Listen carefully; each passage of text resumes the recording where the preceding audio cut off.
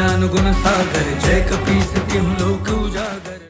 मतंग ऋषि के आश्रम में अंजना पहली भेंट में ही केसरी की ओर आकर्षित हो गई थी और केसरी भी मंत्र मुग्ध हो गए। केसरी के गले में अंजना ने वही रुद्राक्ष माला देखी जो उन्होंने देव बृहस्पति को पूर्व रूप में भेंट की थी। वो माला अंजना के लिए एक संकेत थी कि केसरी को देख जो आकर्षण उनके मन में जागा है वो बृहस्पति के आशीर्वाद से ही है। फिर वो दिन आ ही गया जब शंभ साधन और केसरी का आमना सामना हुआ। शंभ साधन अंजना को उठाकर ले जाने लगा। ये देख केसरी ने डटकर उस राक्षस का सामना किया और अंत में केसरी ने शंभ साधन का वध कर दिया और दोनों ने ऋषि गणों के बीच विवाह कर लिया। तुम्हारी मांग की सिंदूरी छटा, घटाओं से केश, दूध सा मुखड़ा, ऐसा लगता है आकाश में संध्या की लाली छा गई है और पूर्ण चंद्रमा भी उदय हो गया है। तुमको पाकर मेरे सारे स्वप्न पूरे हो गए, मैं संपूर्ण हो गया प्रिय। मेरे सिंदूर ने आज आपका मन हरा है प्राणनाथ, किंतु आपने तो पहली दृष्टि में मेरे मन का हरण कर लिया था और मैं जान गई थी कि आप ही मेरे सब कुछ हैं। वो कैसे प्रिय? आपकी रुद्राक्ष माला को देखकर भगवान शंकर और माता पार्वती से मनाती हूँ कि यह माला सदैव आपकी रक्षा करती रहे और मेरी मांग का सिंदूर सदैव दमकता रहे।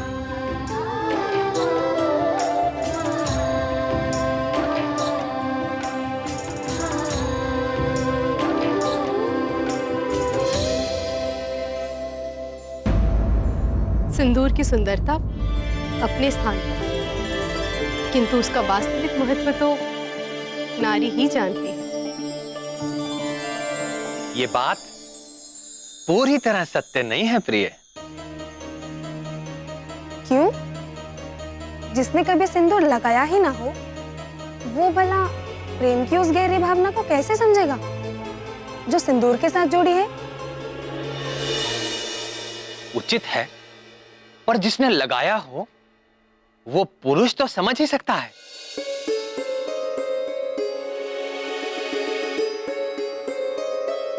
हे अव्यक्त, ऐसा कौन सा पुरुष है जो सिंदूर लगाता हो?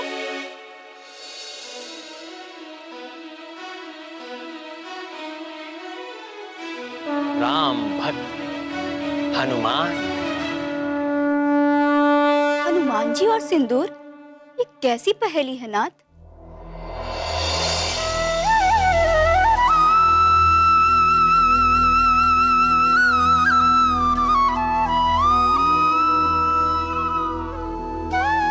ये पहेली तो वो ही बूझे जो सिंदूर लगाती।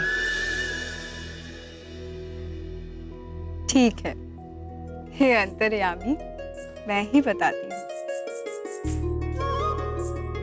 ये घटना तब की है जब प्रभु श्री राम रावण का वध करके अयोध्या में लौट आए। सारे वानर तो किष्किंधा लौट गए, परंतु राम भक्त हनुमान अपने आराध्य के चरणों को छोड़कर कैसे जाते। अंजना नंदन प्रभु श्री राम की सेवा में अयोध्या में ही बने रहे। एक बार मंगलवार के दिन जब हनुमान जी राजसभा में पहुंचे तो सभी लोग उनको देखकर चौंक पड़े। क्यों? हनुमान ने अपनी पूरी देह पर मुख से लेकर पैरों तक सिंदूर का लेप लगा रखा था।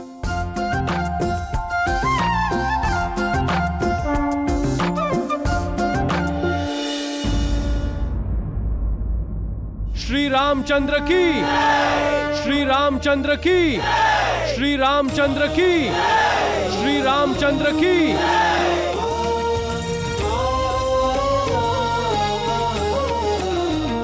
सभी सभासद तो उपस्थित हैं, किंतु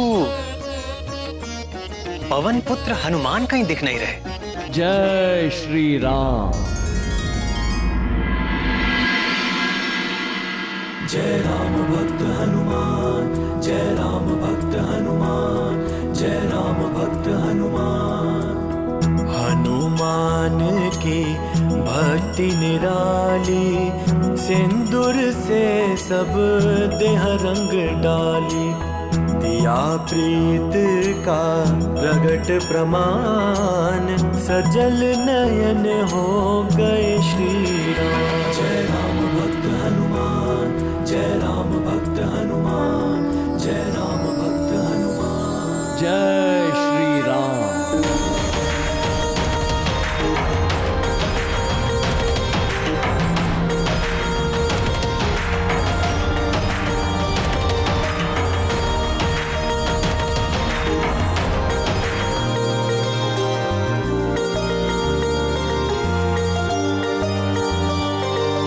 ये क्या महाबली, आज ये कैसा स्वरूप धारण किया है आपने? आपकी प्रसन्नता के लिए प्रभु। मेरी प्रसन्नता के लिए? आपसे ये किसने कहा कि मैं किसी विशेष रूप से प्रसन्न होता हूं, और वो भी इस रूप से? ये ज्ञान तो मुझे स्वयं माता सीता से मिला है प्रभु। जानकी से? जानकी ने आपसे ऐसा क्यों कहा और कब कहा? आज प्रातःकाल संध्या वंदन के पश्चात जब मैं माता सीता से प्रसाद पाने गया,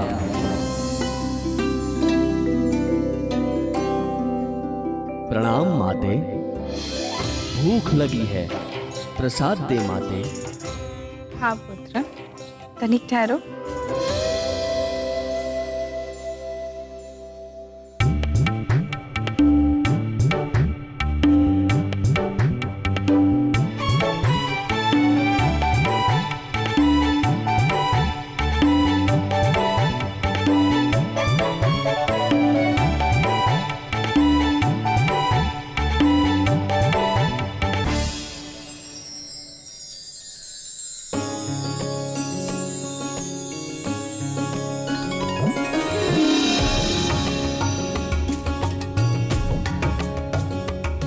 माते, एक प्रश्न पूछूं?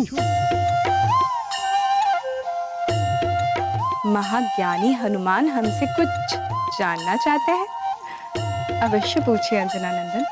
माते, इस डिबिया के ना खुलने से आप इतनी व्याकुल हो गई और मिलते ही सदा की भांति प्रसन्न हो गई माते।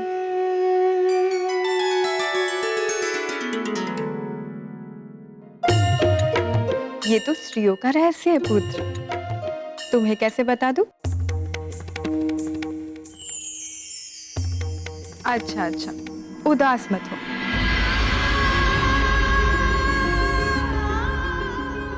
देखो, इसे सिंदूर कहते हैं आंजनेय।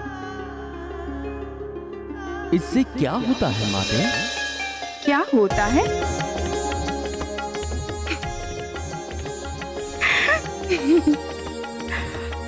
आप भी भोलेनाथ की तरह भोले हैं हनुमान।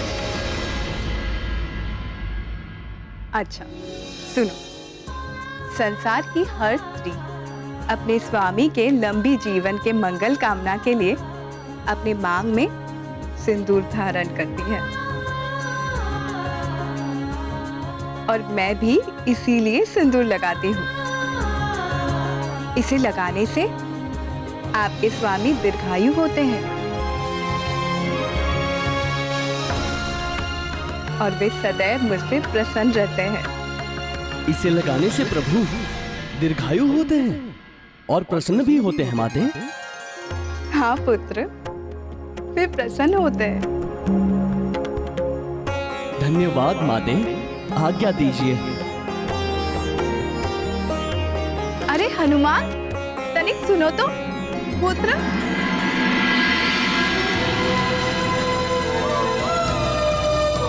श्री राम जय राम जय जय राम। श्री राम जय राम जय जय राम।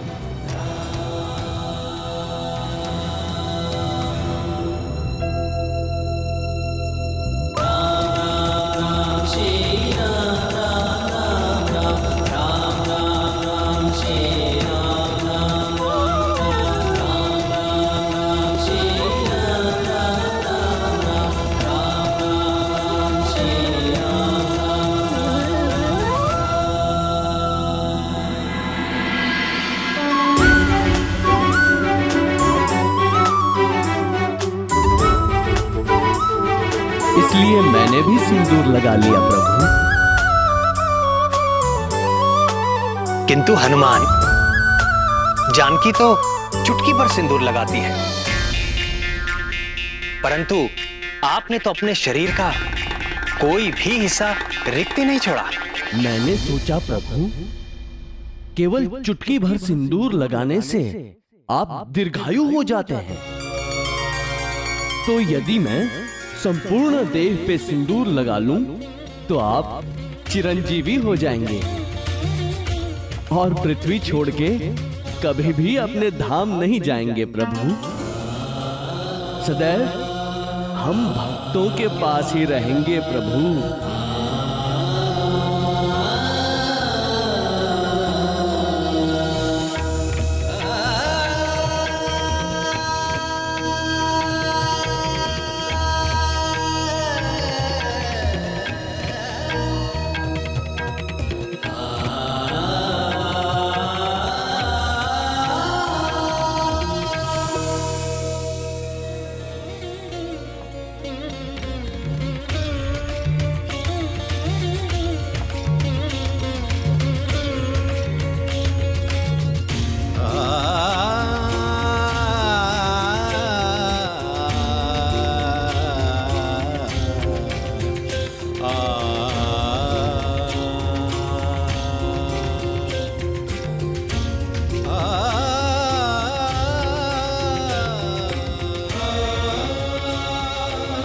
तुम्हारे हृदय की सरलता और भक्ति निराली है हनुमान।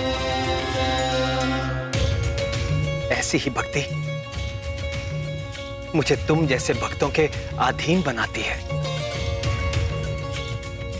आज मंगल के दिन तुमने मेरे लिए जो ये मंगल कामना की है, तो मैं वचन देता हूं महावीर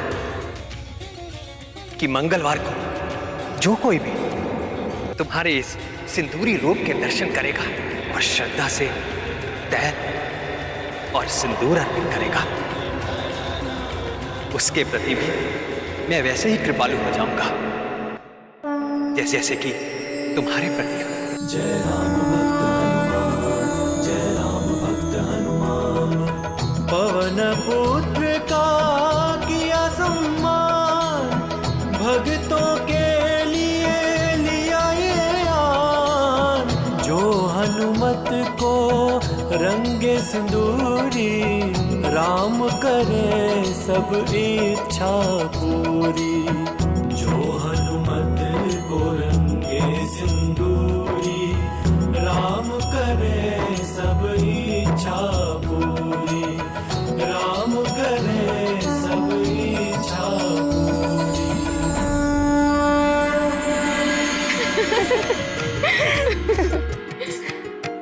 तो ये है सिंदूर का महत्व, जिसे स्त्रियां ही नहीं हनुमान भी जानते हैं।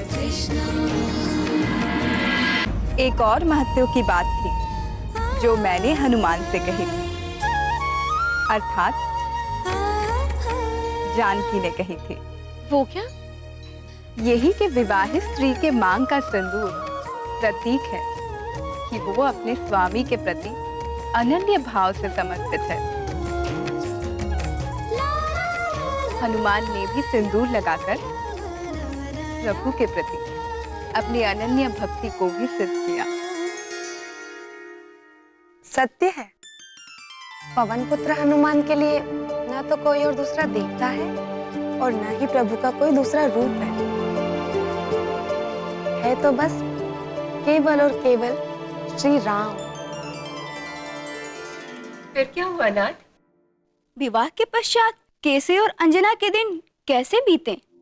केसरी और अंजना एक दूसरे को जीवन साथी के रूप में पाकर तृप्त हो गए थे, किंतु बहुत काल बीत जाने के बाद भी जब उनके आंगन में शिशु की किलकारियां नहीं गूंजी, तो भीतर ही भीतर केसरी को यह संताप खाने लगा।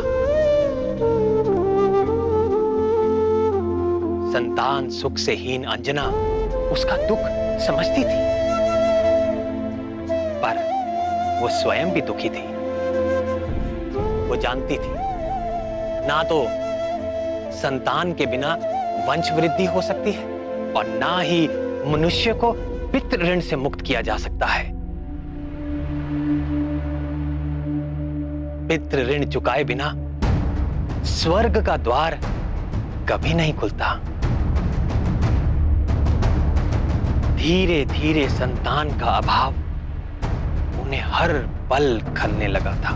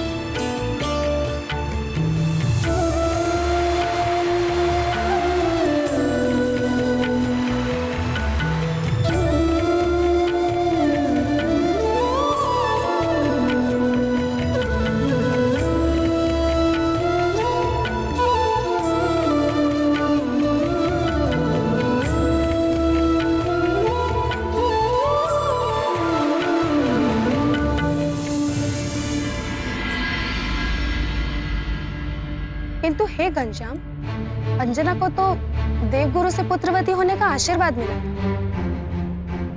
उसी कारण उन्हें पृथ्वी पर जन्म लेना पड़ा। तो फिर उन्हें संतान न होने का क्या कारण था? अंजना को यदि किसी साधारण जीव को जन्म देना होता तो कोई कठिनाई ना होती, किंतु उसे तो महाकाल भगवान शंकर के अंश को अपने गर्भ में धारण करना था, जिसके लिए वो आध्यात्मिक रूप से परिपक्व नहीं थी। पूर्व जन्म की अप्सरा अंजना स्वर्ग लोक से आई थी। स्वर्ग भोग विलास का लोक है, तप का नहीं। और अंजना को हनुमान को जन्म देने के योग्य बनने के लिए तपस्या की आवश्यकता थी। तपस्या? किंतु कैसे?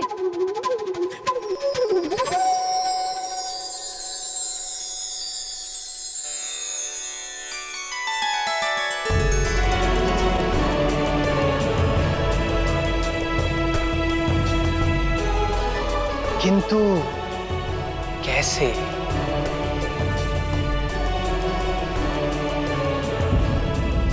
तपस्या?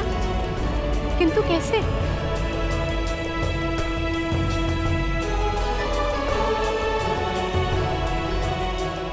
किंतु कैसे? यही बात तो केसरी और अंजना भी जानना चाहते थे कि वो संतान पाने के लिए क्या करें, कैसे करें। संतान की अभिलाषा से अनेक लौकिक उपाय किए, किंतु कोई लाभ ना हुआ। तब उन्होंने अपनी समस्या के अलौकिक समाधान को जानने के लिए ऋषि मतंग की शरण ली।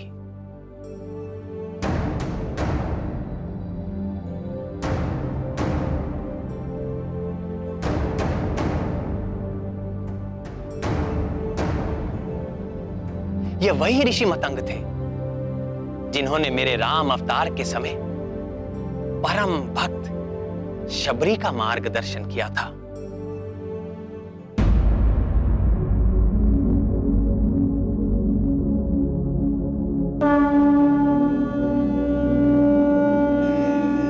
संतान प्राप्ति अस्तु।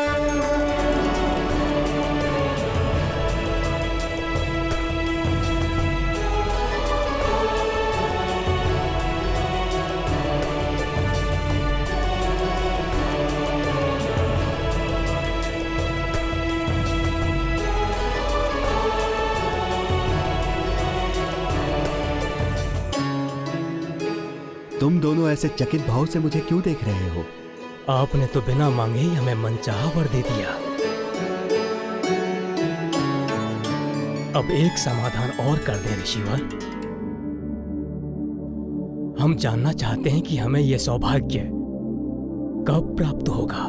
केसरी, तुम्हारी मनोकामना अवश्य पूर्ण होगी। परंतु देवाधिदेव भगवान शंकर का आशीर्वाद प्राप्त करने के पश्चात भगवान भोले शंकर को प्रसन्न करने के लिए अंजना को 12 वर्षों तक कठिन तपस्या करनी होगी।